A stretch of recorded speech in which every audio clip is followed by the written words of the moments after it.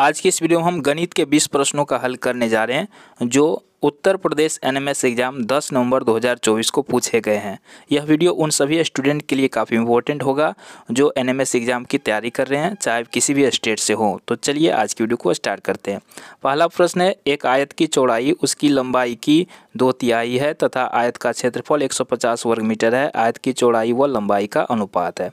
तो इसको हम कैसे हल कर सकते हैं, आइए देखते हैं। तो यहाँ पे क्या कर रहा है, चौड़ाई जो है लंबाई की 2/3 है। तो यहाँ हमें लंबाई नहीं पता, तो लंबाई क्या मान लेते हैं, x मान लेते हैं।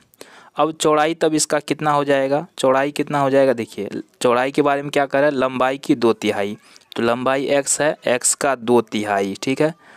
तो ये हो जाएगा x का मतलब गुना हो जाता है, तो ये हो जाएगा 2x/3, ठीक है। यहाँ पे लिख देते हैं 2x/3। तो अब पता चल गया लंबाई क्या है, x है, और चौड़ाई है 2x/3।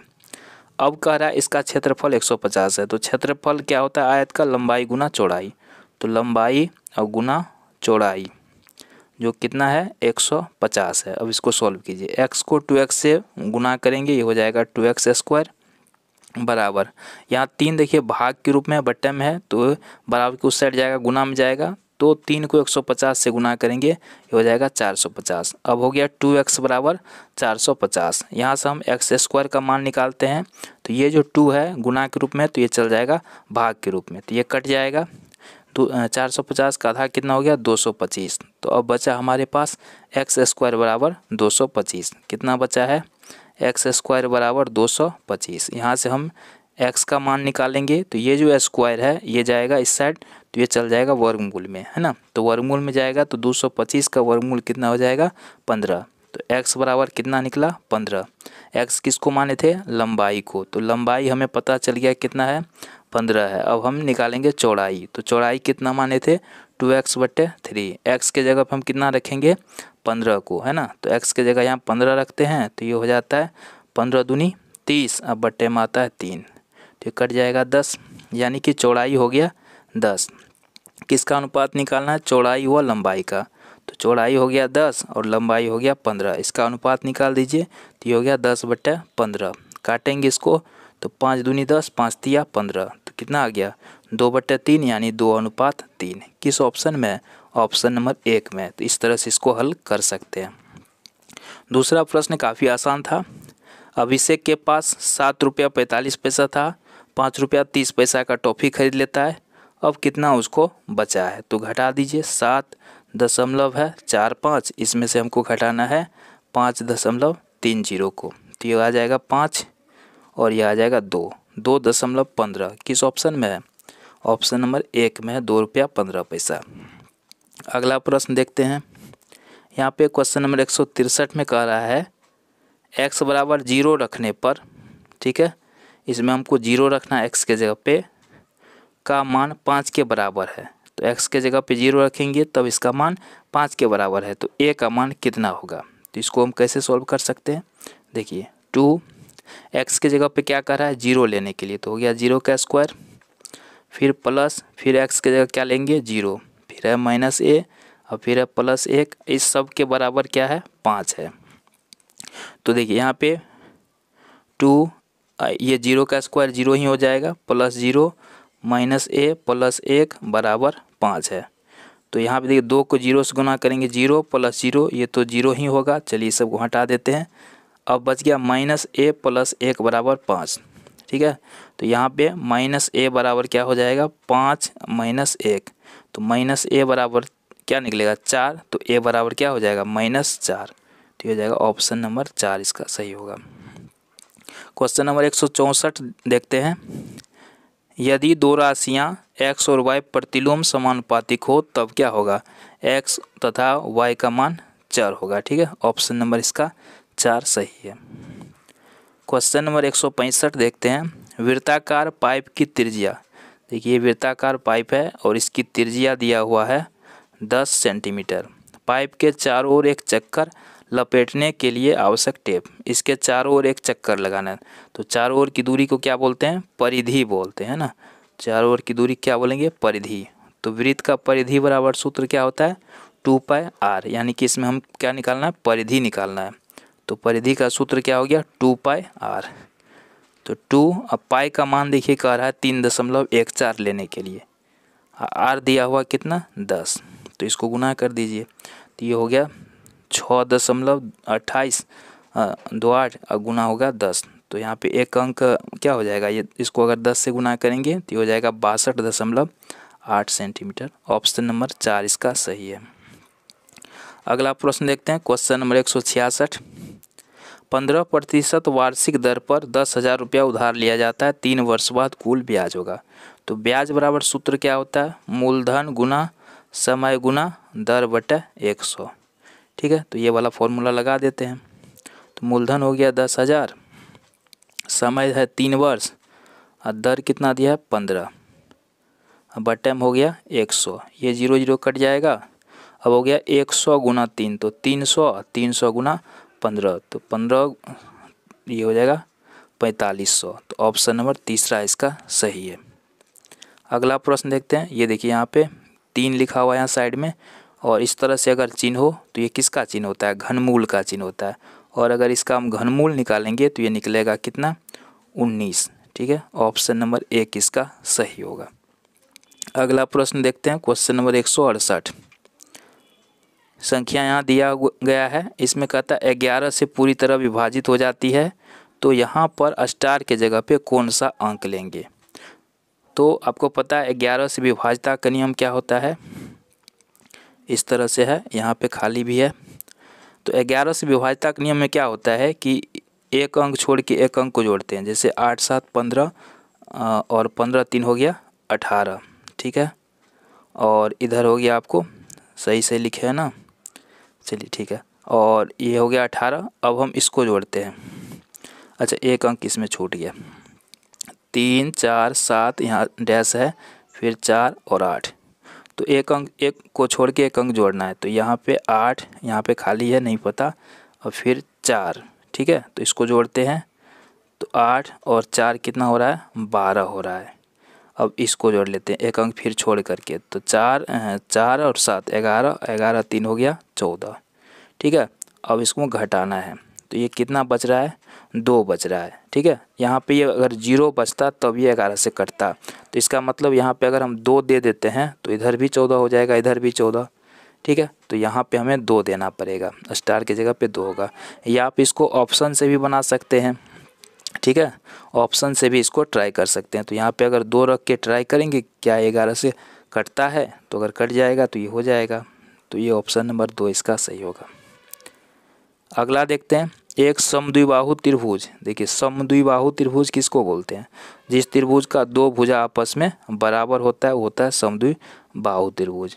तो यहाँ पे कह रहा है कि 2 भुजाएं, एक है 2x + 3 और दूसरा है 4x - 1, ये दोनों बराबर है। तो ये दोनों बराबर है, तो इसका मतलब है कितना, ये अगर हम x की जगह 1 लेके देखते हैं तो 2 3 2 5 आता है, 1 लेते हैं इसमें तो ये 3 आ जाता है। तो उस स्थिति में x का मान 1 नहीं हो सकता। 2 लेके देखते हैं तो यहाँ पे 2 दूना 4 और 3 होता है, इसका मान 7। अगर यहाँ पे हम 2 देते हैं x की जगह तो 4 दूनी 8 में से गया 7, तो ये बराबर हो जाता है, यानी x के जगह कितना है 2 है। तो अगर x के जगह 2 है तो ये कितना हो गया 7 हो गया। दूसरा भुजा भी इसका 7 हो जाएगा। इसमें अगर x की जगह 2 देते हैं तो 3 दूना 6, 6 में से 2 जाएगा 4। ठीक है, तो ये हो गया त्रिभुज का तीनों भुजा मिल गया। तो पूछ रहा है क्या त्रिभुज का परिमाप, त्रिभुज का परिमाप बराबर क्या होता है तीनों भुजाओं का योग। तो 7 7 14 और 4 कितना हो जाएगा 18 सेंटीमीटर। ऑप्शन नंबर 1 इसका सही है। अगला प्रश्न देखते हैं, 2:3:5 का प्रतिशत रूप है। तो यहाँ देखिए जो इससे मिलेगा ऑप्शन से भी इसमें बना सकते हैं। 2 है 3 है 5 है, तो 2 का हो गया 20%, ये हो जाएगा 30% और 5 + 50 मिल रहा है इससे। ऑप्शन नंबर डी सही है। अगला प्रश्न है, यदि किसी संख्या के 3/4 में, किसी संख्या के 3/4 में, किसी संख्या का 3/4, 3/4 मतलब क्या होता है x बटे, अच्छा किसी संख्या के, तो x ले लेते हैं, कि किसी संख्या का 3/4 मतलब हो गया 3/4 में, अब इसमें जोड़ रहा है 2/3 को, तो कितना हो रहा है 15। देखिए ये बन गया समीकरण, इसको हल करना है। तो x को 3 से गुना करेंगे, ये हो जाएगा 3x/4 प्लस हो जाएगा 2/3 बराबर 15। ये समीकरण हो गया, इसको हल कर लेंगे, है ना। ये 2/3 को उस साइड ले जाएंगे, माइनस में आ जाएगा, तो माइनस में आ जाएगा तो ये हो जाएगा, इस यहाँ पे लिख देते हैं। तो ये हो जाएगा 15 तक 45 में से 2 जाएगा 43/3, ये हो जाएगा आपको 3x + 3x/4 बराबर हो गया 43/3। अब ये हो जाएगा 3 तिया 9x बराबर, इधर हो जाएगा आपको 4 तिया 12 के 2 हासिल 1 4 चौके 16 1 17 172, है ना। तो ये 9x बराबर 172, तो x बराबर हो गया 172/9। अगर इसको पूर्णांक तोड़ते हैं तो ये हो जाएगा 19 नंबर 171 1 72, तो ये हो जाएगा ऑप्शन नंबर 1। तो इस प्रकार इसको सॉल्व कर सकते हैं। अगला सवाल देखते हैं 172। पहले यहाँ छोटी कोष्ठ की क्रिया करेंगे, फिर मध्यम कोष्ठ की, फिर बड़ी कोष्ठ की। तो यहाँ पे छोटी कोष्ठ का क्रिया कीजिए, 1 से 1 में भाग दीजिए 1, फिर उसके बाद फिर यहाँ पे 1 से 1 में भाग देना है तो 1 ही आएगा, और फिर +1, तो 1 1 ये कितना हो जाएगा 2 हो जाएगा, अगर यहाँ तक का क्रिया करते हैं तो। चलिए करके देख लेते हैं। ये हो गया 1 भागा, ये हो गया बड़ी कोष्ठ 1 जोड़ 1 भागा, यहाँ पे क्या है मध्यम कोष्ठ शुरू है 1 जोड़ 1, फिर भाग भी है, 1 से 1 में भाग दे देते हैं 1, ये हो हट गया छोटी कोष्ठ। अब हम करेंगे मध्यम कोष्ठ का, तो 1 भागा बड़ी कोष्ठ 1 जोड़ 1 भागा, इसमें 1 से 1 में भाग देंगे तो 1 और 1 में 1 जोड़ेंगे 2, तो ये हो हट गया आपका मध्यम कोष्ठ। अब करेंगे बड़ी कोष्ठ की क्रिया, तो 1 भागा, ये आपका हो जाएगा 1 जोड़ यहाँ 1 में भाग देंगे 2 से, तो ये हो जाएगा 1/2। तो अब इसको सॉल्व करते हैं।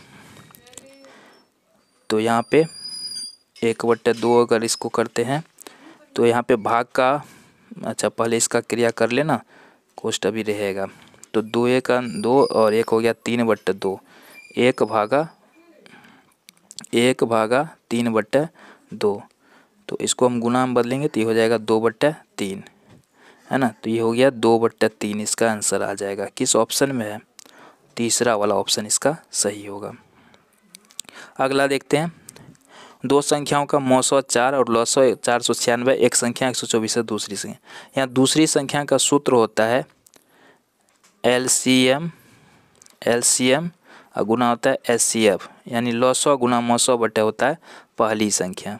ठीक है, दूसरी संख्या बराबर क्या होता है सूत्र, लौसो गुना मौसो बटे पहली संख्या। तो यहाँ पे लौसो कितना है 496, मौसो कितना है 4, और पहली संख्या 124। 124 से इसमें भाग दे दीजिए, 4 मरतबा कट जाएगा और बच गया 4 चौके 16, ऑप्शन नंबर तीसरा सही है। समबाहुभुज जिसके प्रत्येक बहिष्कोण की माप 45 डिग्री है में भुजाओं की संख्या है। समबाहुभुज के बहिष्कोणों का जो योग होता है वो होता है 360 डिग्री।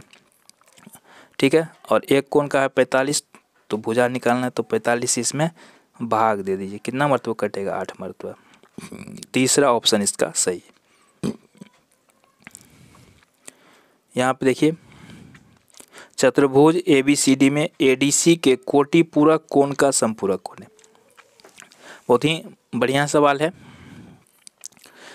यहाँ पे देखिए ADC, तो ये कोण है हमारा ADC, है ना, ADC, इसका कोटि पूरक कोण का समपूरक कोण हमें निकालना है। तो पहले तो हमें कोण ADC निकालना पड़ेगा। तो इसको कैसे निकाल सकते हैं, तो हम जानते हैं ये चतुर्भुज है, चतुर्भुज के चारों कोणों का योगफल कितना होता है 360 डिग्री होता है। 3 कोण हमें यहाँ पे पता है ना, तो 3 कोण पता है तो चौथा कोण निकाल सकते हैं। इन तीनों को जोड़ दीजिए तो ये कितना हो जाएगा, ये हो गया 7 2 9, और ये हो जाएगा 6 1 7, ये हो गया 1 1 2, 279। टोटल 360 में से 279 घटा देते हैं तो ये बच जाता है आपका 5 15 8 7 15 81, है ना। तो 81 डिग्री, ये हमारा कितना हो गया 81 डिग्री है। ठीक है, तो ये अगर 81 डिग्री है, इसका कोटि पूरक कोण, तो कोटि पूरक कोण क्या होता है, जब दो कोण को जोड़कर 90 डिग्री फूटता है तो उसको कहते हैं कोटि पूरक कोण।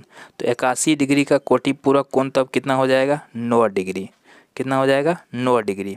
अब कोटि पूरक कोण का समपूरक कोण, तो 9 डिग्री का समपूरक कोण क्या होता है, जब दो कोण को जोड़ के 180 होता है तो होता है समपूरक कोण। तो अब इसमें कितना जोड़ेंगे कि 180 होगा, तो इसमें हम जोड़ेंगे 171 को, तब ये 180 के बराबर होगा। तो इसीलिए इसका तीसरा वाला ऑप्शन सही है। यहाँ पर देखिए क्वेश्चन नंबर 176, तो ये पूछ रहा है ये कोण कितना होगा, तो ये हो जाएगा 160 डिग्री का। कितना हो जाएगा 160 डिग्री का। अगला प्रश्न देखते हैं, निम्न में कौन शून्य के बराबर नहीं है, तो यहाँ देखिए 0 प्लस, ये किसी भी संख्या पर पावर 0 हो तो उसका मान 1 होता है, तो 0 में 1 जोड़ेंगे 1 हो जाएगा। तो इसका मान जो है शून्य के बराबर नहीं है, इसलिए ऑप्शन नंबर 1 है। बाकी देखिए 0 गुना 0 0 हो जाएगा, माइनस प्लस माइनस, तो ये 0/6, ये भी 0 हो जाएगा, ये भी 0 हो जाएगा, है ना। तो 0 के बराबर नहीं होना चाहिए, शून्य के बराबर नहीं होना चाहिए, तो ऑप्शन 1 इसका सही है। 3.1/3 का गुणात्मक प्रतिलोम है। गुणात्मक प्रतिलोम क्या होता है, जब दो संख्याओं को गुना करके एक पूरे तो होता है गुणात्मक प्रतिलोम। तो यहाँ पे है 3.1/3, इसको मान लेते हैं x से गुना करते हैं तो 1 पुरता है, तो x का मान निकालना है, तो x बराबर क्या हो जाएगा 1 भागा, ये गुना में तो भाग में जाएगा, 3 तिया 9 1 10/3, तो 1 भागा 10/3, तो 1 भाग को गुना में बदलेंगे तो ये कितना हो जाएगा 3/10, तो ये हो गया 3/10। अब 10 से 3 में भाग देंगे तो ये हो जाएगा 0.3, तो इसका आंसर है ऑप्शन नंबर 2। अगला सवाल लेते हैं, इसका माध्यिका निकालना है। तो माध्यिका निकालने के लिए सबसे पहले इसको क्या करते हैं, बढ़ते क्रम में लिखते हैं, ठीक है, जो बीच में आएगा वही आंसर होगा। तो यहाँ पे देखिए सबसे इसमें छोटा कौन है 12 है, तो 12 लिख लेते हैं, फिर से 12 है, उसके बाद और है इससे छोटा नहीं है 13 है, फिर उसके बाद फिर से 13 है, और भी 13 है नहीं है 14 लिख लेते हैं। अब 1 14 यहाँ पे, 1 14 यहाँ पे, 3 14 है, 1 यहाँ पे, फिर से 3 बार है, उसके बाद और कुछ है, उसके बाद आपको 16 है, और उसके बाद 19 है। कितने संख्या हो गए टोटल 1 2 3 4 5 6 7 8 9, 1 2 3 4 5 6 7 8 9 सब लिख लिए। अब जो सबसे बीच में आ रहा है वही आंसर होगा, तो 9 है, तो 9 है तो कितना 4 इधर से छोड़ते हैं 4 उधर से, तो इधर से 4 छोड़ देते हैं 4 इधर से, तो बीच में क्या आ रहा है सबसे बीच में आएगा 14, तो इसका आंसर हो जाएगा ऑप्शन नंबर 3। अगला प्रश्न है, यहाँ पे कोष्ठ की क्रिया करें पहले, तो यहाँ माइनस तो माइनस माइनस हो गया, प्लस कोष्ठ हट गया, यह 7/9, और ये जो यहाँ चिन्ह लगा इस तरह से इसको कहते हैं निरपेक्ष मान। तो इसका निरपेक्ष मान क्या हो जाएगा, निरपेक्ष मान का मतलब होता है चिन्ह को छोड़ करके मान, तो 7/9 में तो कोई चिन्ह है भी नहीं, प्लस का चिन्ह है, तो प्लस का चिन्ह हटा देते हैं, तो हो जाएगा 7/9। अगर माइनस में भी रहता तब भी हटा देते हैं, तो इसका ऑप्शन नंबर 1 सही आंसर होगा। तो आज का वीडियो कैसा लगा कमेंट बॉक्स में ज़रूर लिखिएगा। धन्यवाद।